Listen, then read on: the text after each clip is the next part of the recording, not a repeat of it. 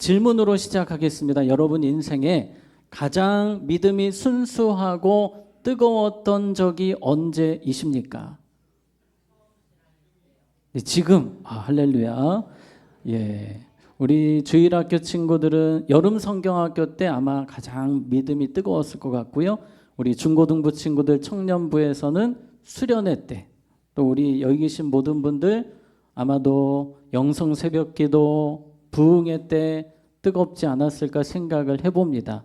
우리 하나님께서는 이번 4번의 집회를 통해서 우리의 믿음이 다시 회복되고 영적으로 부흥을 경험하고 순수한 믿음, 뜨거운 믿음의 여러분을 세우기를 원하십니다.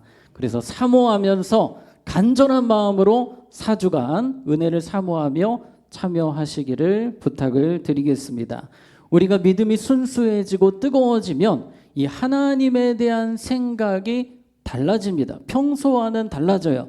하나님을 생각할 때 든든합니다. 평안해집니다. 그리고 빨리 예배하고 싶고 기도하고 싶고 하나님만 생각하면 감사의 고백이 나와요. 예수님의 십자가 은혜 너무나 감사한 거예요. 이러한 은혜가 회복이 되어야 하는데요. 오늘 성경의 주인공은 거의 모든 삶이 하나님에 대한 뜨거움, 순수함이 계속해서 이어졌던 사람이었습니다. 다윗이에요. 다윗. 우리 어린 친구들 다윗 좋아하시죠? 이 다윗은요, 하나님을 향한 마음이 항상 뜨거웠습니다. 순수했습니다. 양을 칠 때에도 늘 찬양하면서 시편을 쓰면서 그렇게 은혜롭게 하나님 앞에서 감사하며 찬양하며 하루하루를 살았습니다. 그런데 이 다윗은 우리처럼 어떤 특별한 자리에서만 하나님에 대한 생각을 하는 것이 아니라 일상에서 심지어 골리앗 앞에서도 하나님에 대한 뜨거운 고백, 순수한 고백이 있음을 보게 됩니다. 여러분 한번 그림을 보시면 이 다윗이 골리앗 앞에 설 때에 따라해 봅시다. 오직 하나님. 예, 다윗은 복잡하지 않습니다. 그냥 하나예요.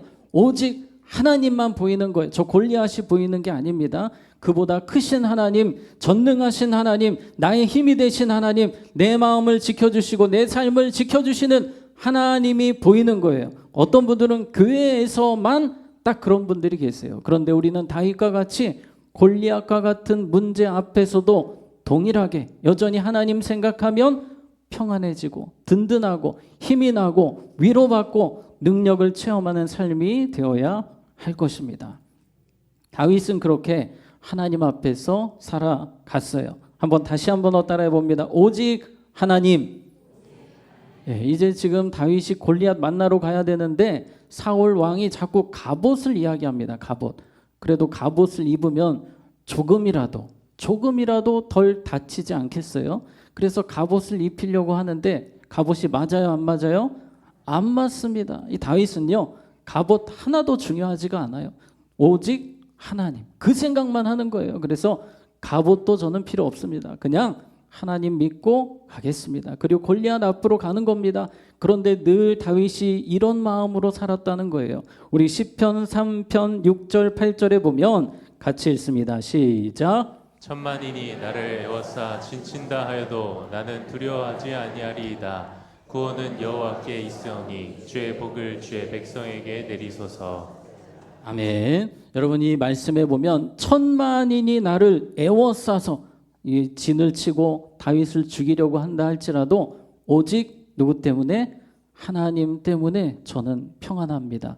저는 든든합니다. 저는 그럼에도 불구하고 승리할 것입니다. 이 믿음의 고백이 모든 삶 속에 넘쳤습니다. 심지어 이 사울 왕이 3,000명을 데리고 와서 다윗을 죽이려고 해도 다윗은 하나님만 생각하면 힘이 나는 거예요. 그렇게 하루하루를 살았습니다.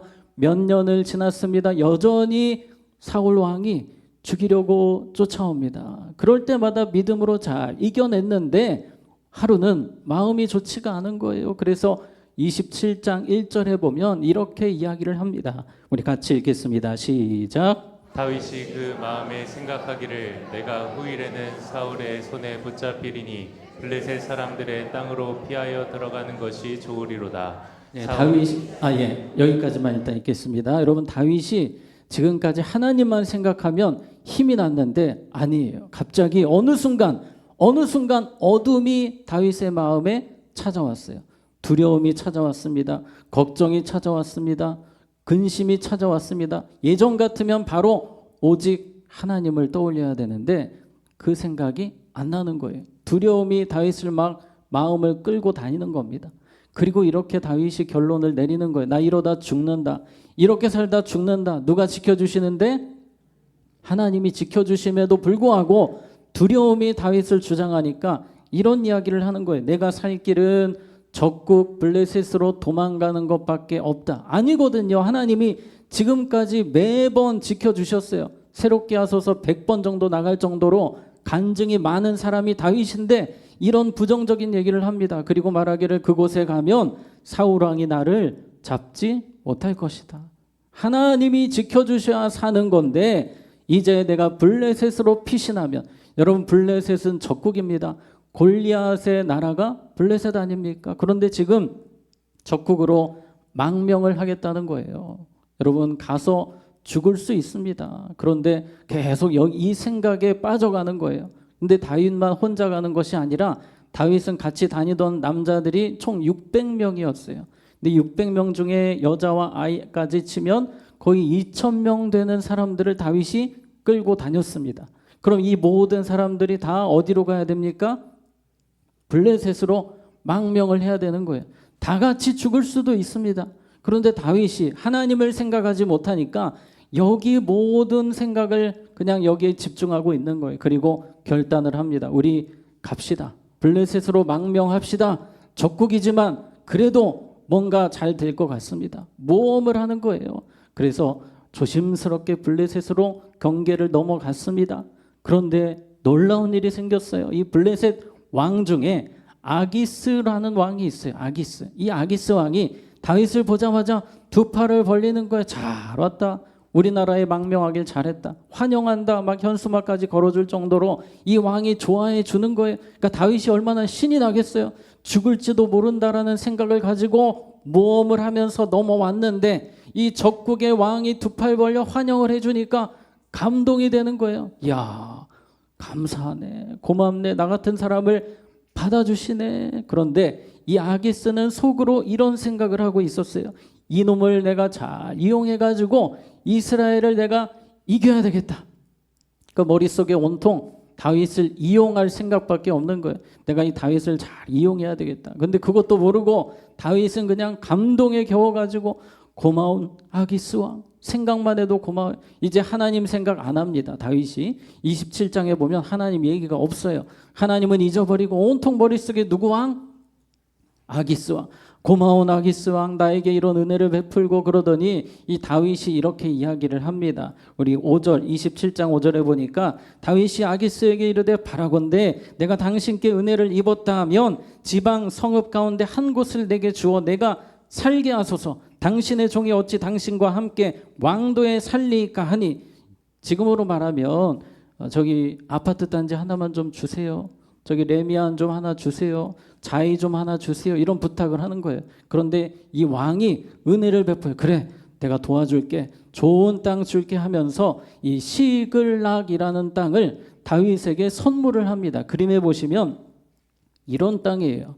농사짓기 좋고 가축 키우기 좋은 아주 평온해 보이는 이 땅, 좋은 땅을 다윗과 사람들에게 선물로 그냥 딱 주는 거예요. 그랬더니 다윗이 또 감동을 받는 거예요. 아기스 왕, 제가 잊지 않겠습니다. 제가 충성하겠습니다.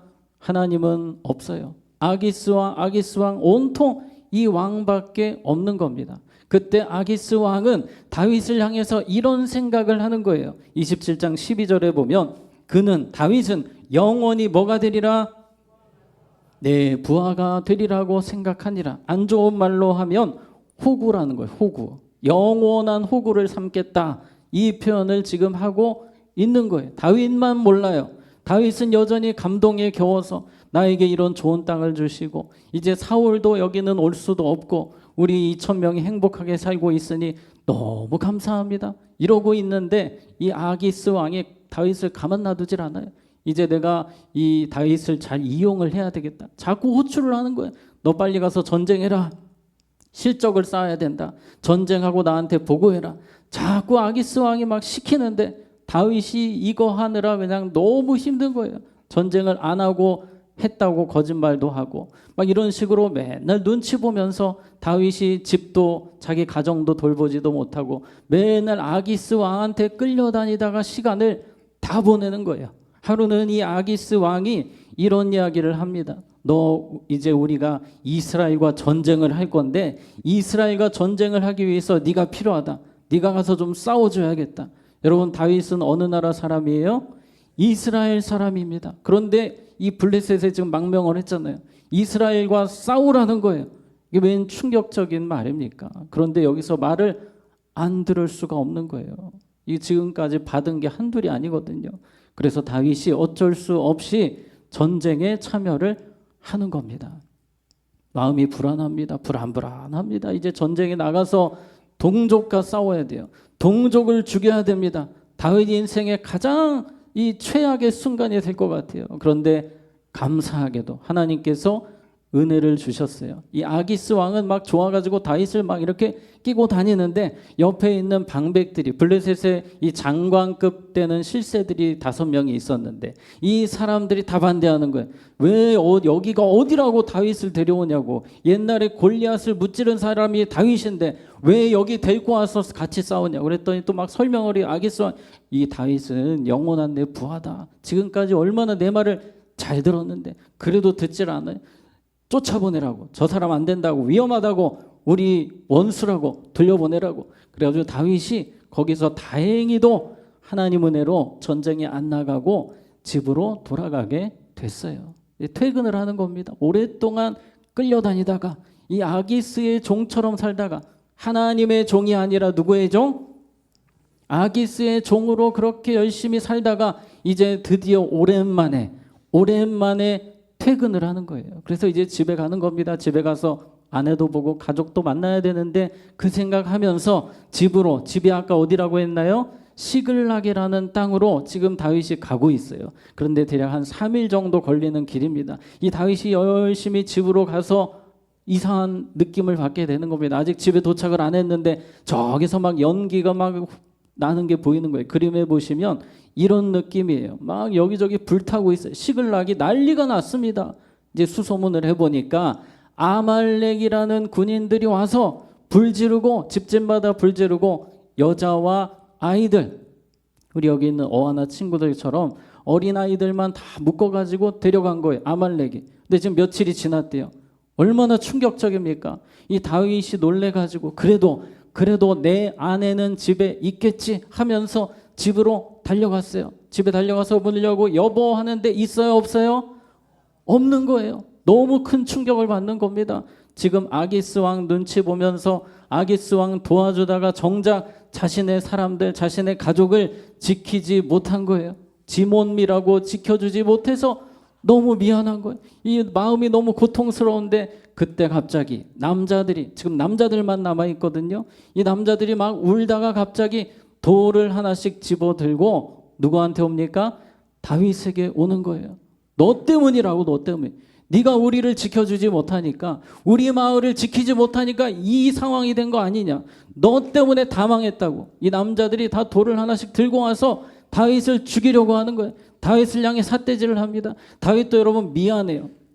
지켜주지 못해서 미안한데 서운한 거예요. 왜냐하면 이 사람들이 다윗 좋다고, 다윗을 존경하고 다윗을 사랑해서 이 다윗을 따라온 사람들인데 배신을 한 거 아닙니까? 자녀들 때문에 마음이 완전 뒤바뀌어 가지고 다윗을 죽이려고 들고 있습니다. 돌을 들고 다윗을 죽이려고 지금 앞에 서 있는데 다윗이 견딜 수가 없는 거예요. 너무 고통스러운 거예요. 내 가족도 지켜주지 못했고 내 사람들도 지켜주지 못했고 이 내가 사랑하는 사람들에게 이런 대우를 받으니까 견딜 수가 없는 지경까지 가는 겁니다. 더 이상 의지할 곳이 없는 거예요. 여러분 지금까지 살아오시면서 정말 너무 힘들어서 아무도 도와주지 못하고 고통스러웠던 그런 경험이 있으실 겁니다.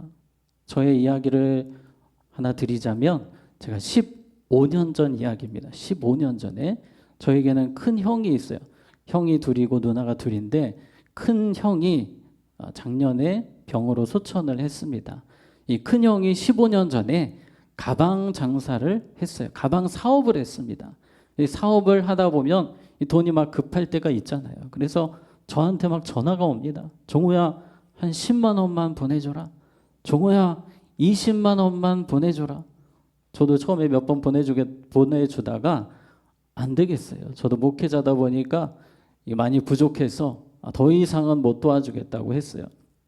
그리고 나서 한참 시간이 지나서 형이 찾아오겠다는 거예요. 저를 교회로 찾아오겠대요. 그래서 찾아왔습니다. 그래서 둘이 만났는데 돈 달라고 할 줄 알았는데 그게 아니더라고요.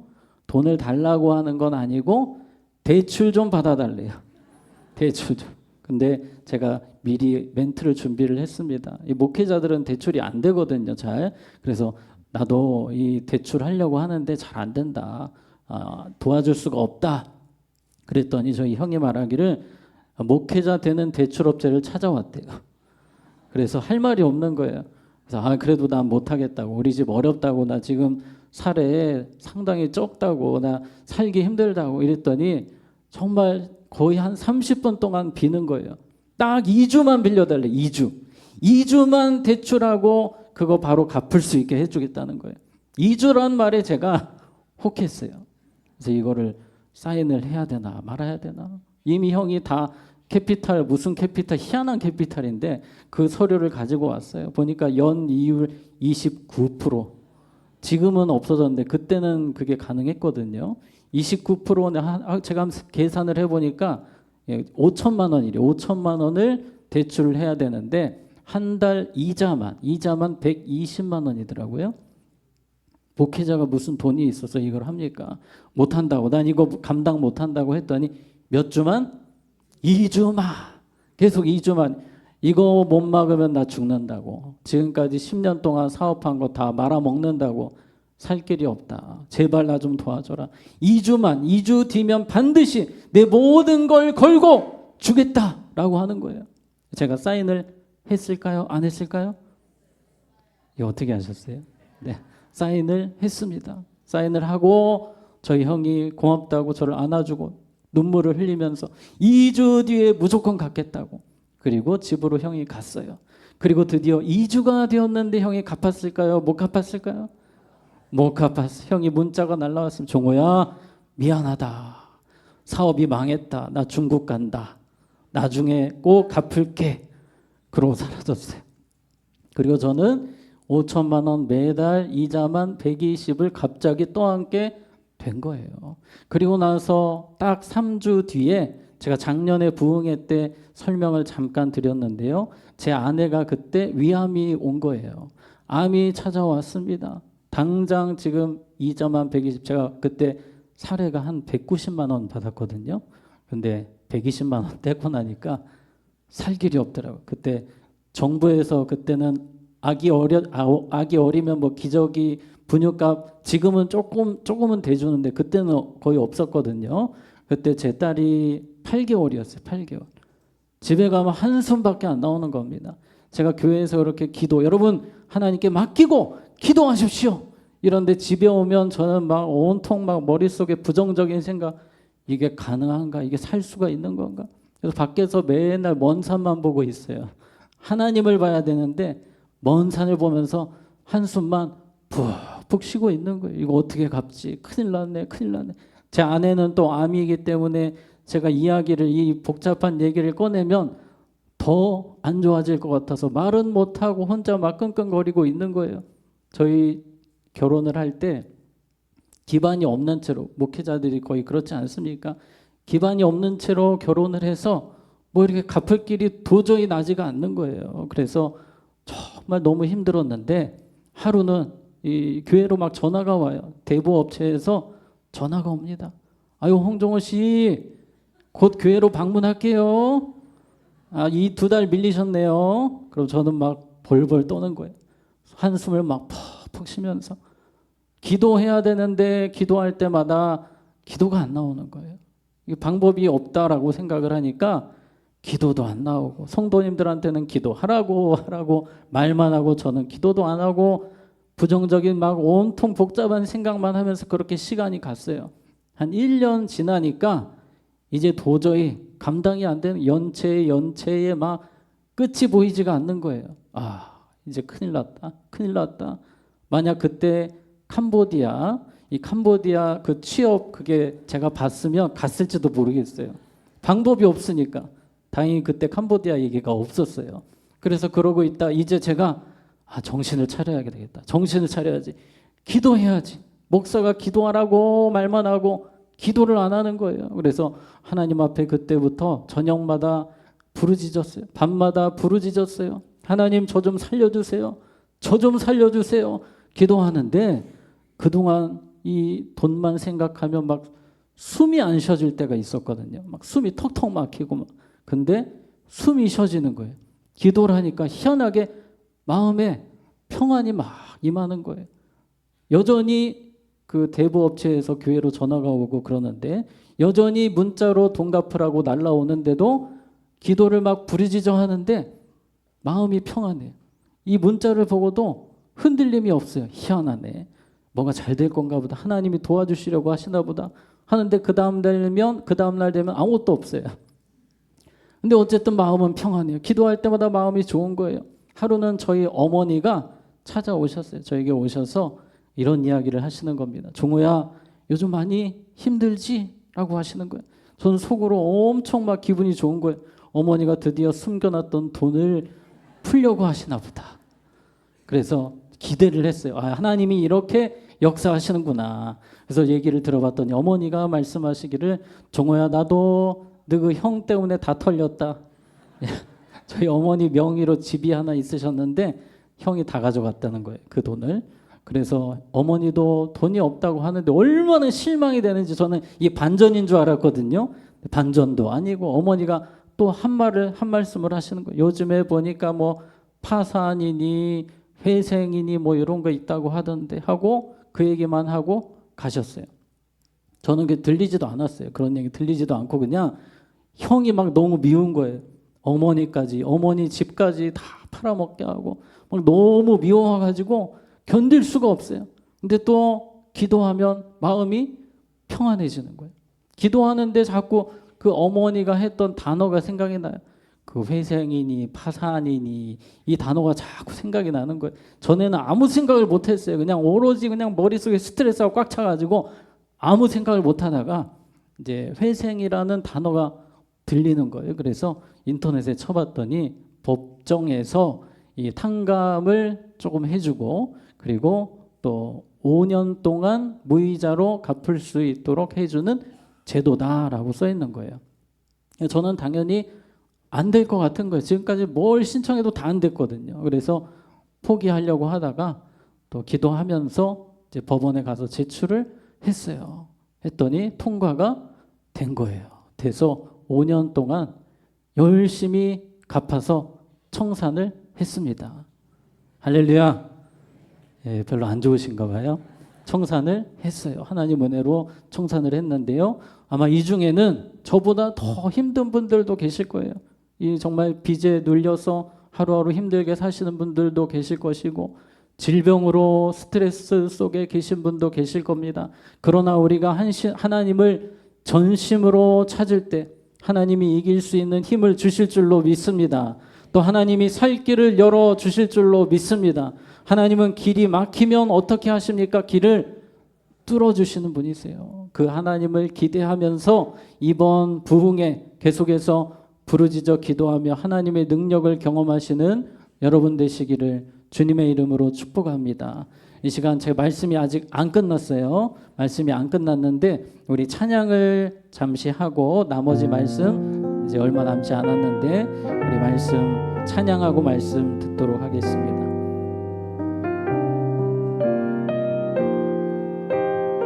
아무것도 두려워 말라.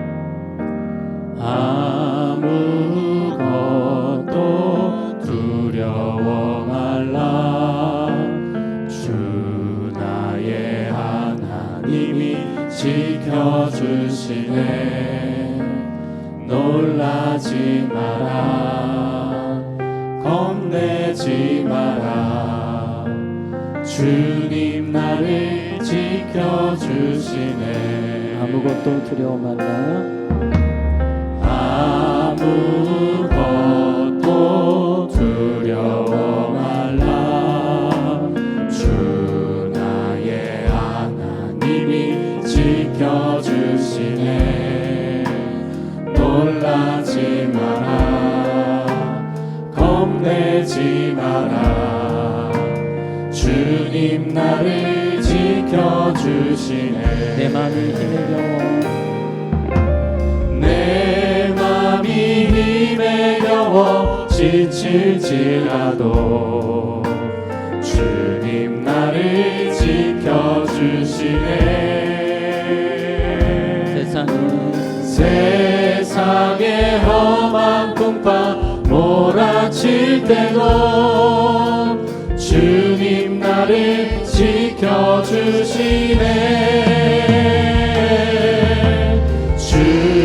주님은 나의 산성, 주님은 나의 요새, 주님은 나의 소망, 나의 힘이 되신 여호와. 내 맘이 힘에 겨워 내 맘이 힘에 겨워 지칠지라도 주님 나를 지켜주시네.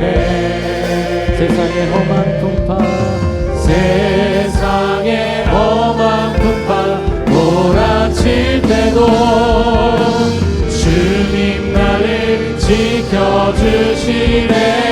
주님은 나의 산성 주님은 나의 산성, 주님은 나의 요새, 주님은 나의 소망, 나의 힘이 되신 여호와.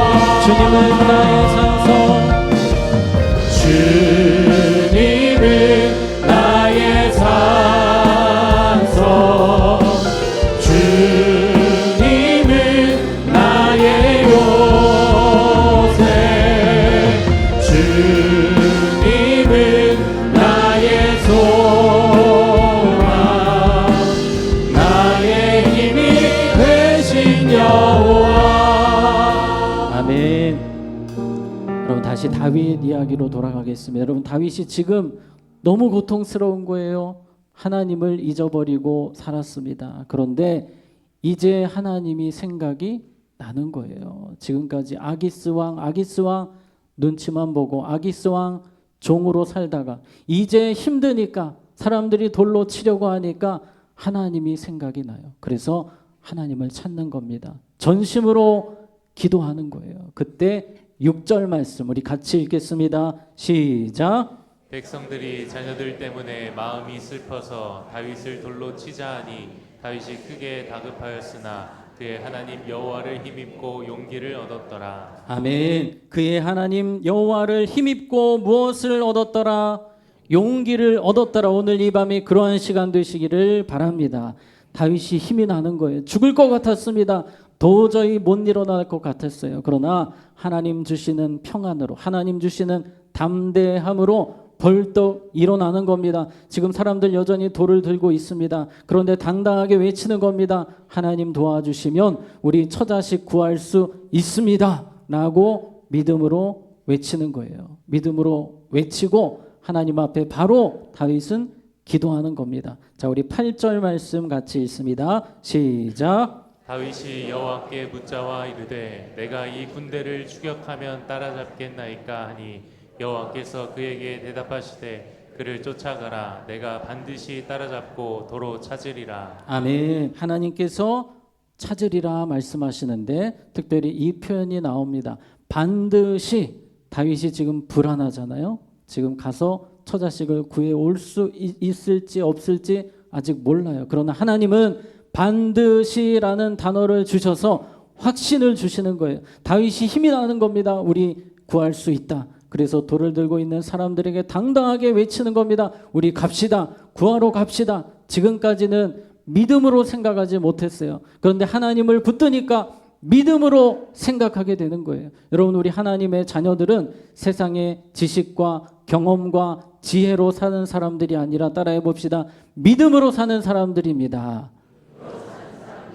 믿음으로 사는 사람들이에요. 다윗은 믿음으로 생각하고 믿음으로 기도했더니 하나님 응답해 주셨어요. 그래서 이제 외치는 겁니다. 우리 구하러 갑시다. 그래서 600명, 이 남자들만 600명인데 600명과 함께 처자식을 구하러 출발하는 겁니다. 그런데 방향도 몰라요. 동서남북 어디로 도망간지 정확하게 알지도 못합니다. 그럼에도 불구하고 일단 믿음으로 가는 거예요. 출발을 했는데 문제는 가다 보니까 200명이, 몇 명이?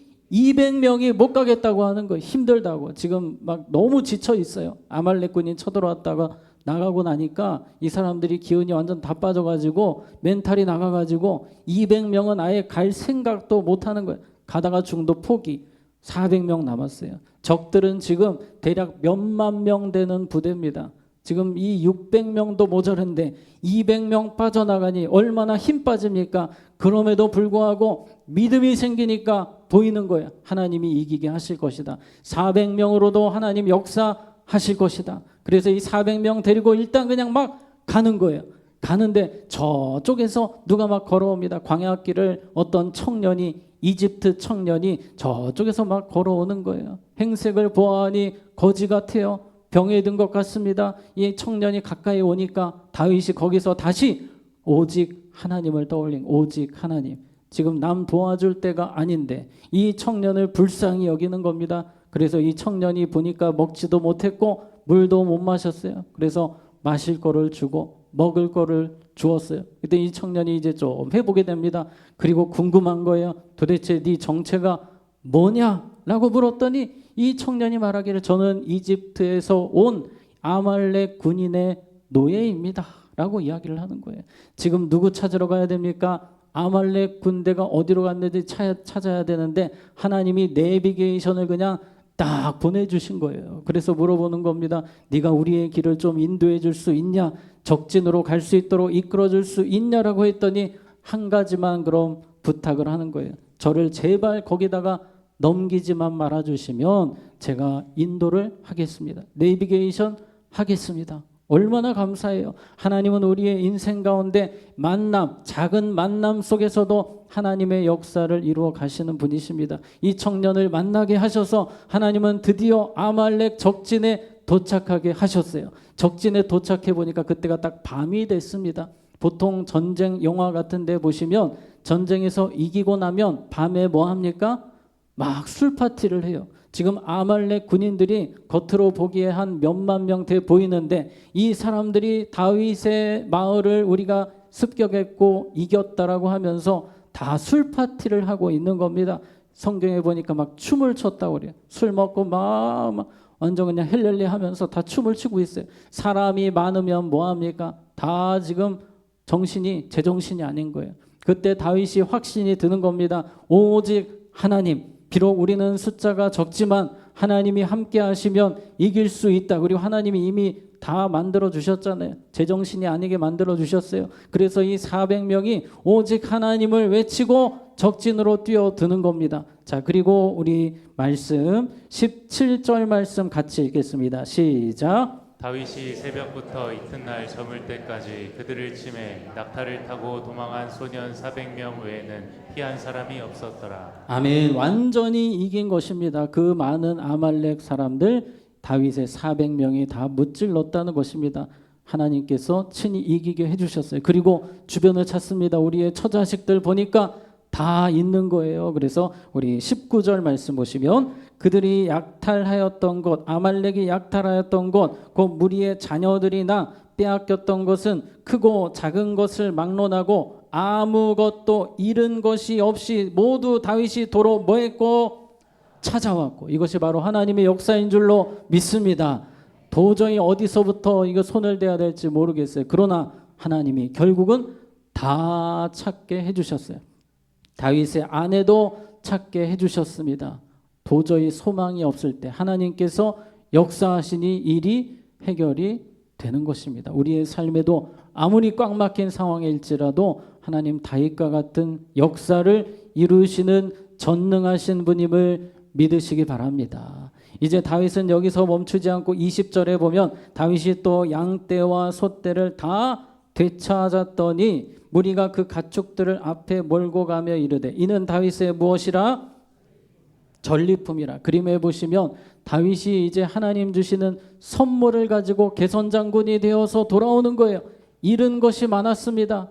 그런데 이제 하나님께서는 보너스로 선물까지 가축까지 많이 안겨주셔서 더 이상 블레셋에 기대지 않아도 행복하게 평안하게 살 수 있도록 모든 걸 만들어 주셨습니다. 그래서 이 지금 다윗의 군대 400명이 가족들을 데리고 가축들을 끌고 막 찬양하면서 돌아오고 있습니다. 그런데 보니까 저쪽에서 남자들 200명이 다 고개를 푹 숙이고 있는 거예요. 200명은 전쟁에 참여했습니까? 안 했습니까? 안 했어요. 포기한 사람, 이 사람들은 다 눈치만 보면서 고개를 푹 숙이고 있는 거예요.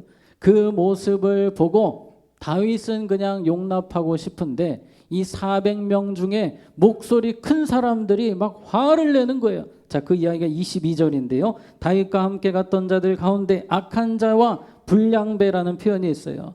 그 400명 중에도 좀 못된 사람들이 있었어요. 다 이르되 그들이 우리와 200명은 우리와 함께 가지 아니하였은즉 우리가 도로 찾은 물건은 무엇이든지 그들에게 주지 말고 양 한 마리도 주지 말고 각자의 처자식만 데리고 떠나가게 하라. 저 사람들 돌아볼 것도 없다고, 인심 베풀 거 없다고, 저 사람들 그냥 무시하자고 이런 얘기를 하는 겁니다. 분위기가 갑자기 안 좋아지는 거예요. 지금까지 막 찬양하다가 감사하는 그런 분위기였는데 이 지금 공동체가 분열되게 생겼어요. 그때 다윗이 이렇게 오직 하나님을 떠올리며 이렇게 이야기합니다. 23절 같이 읽겠습니다. 시작. 다윗이 이르되 나의 형제들아 여호와께서 우리를 보호하시고 우리를 치러 온 그 군대를 우리 손에 넘기셨은즉 그가 우리에게 주신 것을 너희가 이같이 못하리라. 아멘. 오직 하나님을 떠올린 겁니다. 이 전쟁은 내가 이긴 것도 아니고 하나님, 오직 하나님이 주신 승리이고 오직 하나님 주신 은혜이고 선물이니 우리 저 200명과 동일하게 똑같이 나눕시다. 우리 함께 서로 사이좋게 지냅시다. 그렇게 서로 편가르지 말고 화내지 말고 화합합시다. 그래서 다윗이 분위기를 하나 되게 만드는 거예요. 오직 하나님, 오직 하나님을 떠올릴 때 여기서 만약에 다윗 자신의 이름을 떠올렸으면 이렇게 되지 못했어요. 오직 하나님 떠올릴 때 모든 틀어진 것이 하나 되는 역사가 일어났습니다. 자, 말씀을 정리하겠습니다. 다윗이 오직 하나님 회복했을 때 그 하나님을 잊어버렸을 때는 모든 것이 틀어졌지만 오직 하나님을 찾았더니 모든 것이 다 회복이 되었습니다. 하나가 되었습니다. 여러분 삶에 오늘 기도하시는 가운데 오직 하나님 그 순수한 마음을 뜨거운 마음을 다시 회복하는 은혜가 있기를 주님의 이름으로 축복합니다. 이제 우리 함께 찬양하고 마치겠습니다. 우리 하나님의 사랑을 사모하는